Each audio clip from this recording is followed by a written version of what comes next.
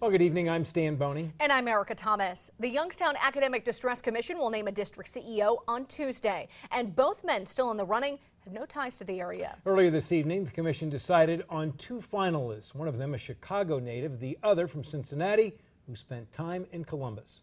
The process of picking a CEO is our top story at 11.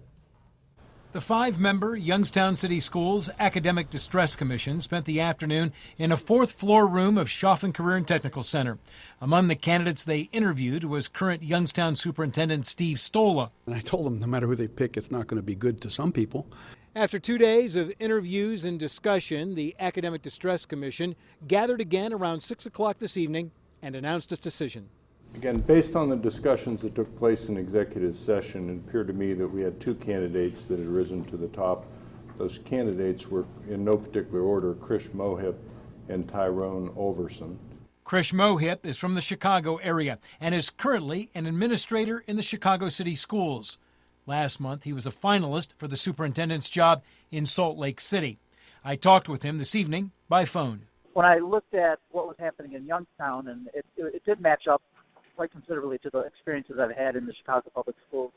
One of my most recent positions was leading some whole school transformation for some of the most challenged schools across the entire district. Tyrone Overson is currently superintendent in the Finneytown schools near Cincinnati, before which he was principal at Licking Heights High School near Columbus.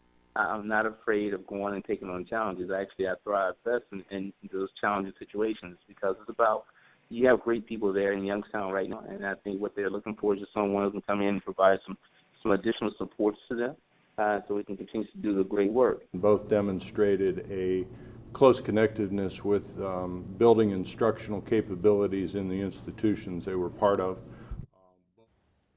The Academic Distress Commission will meet next Tuesday, May 31st at 9 a.m. The members will discuss for a final time which man they prefer, and I was told this evening that a final decision will be made on Tuesday.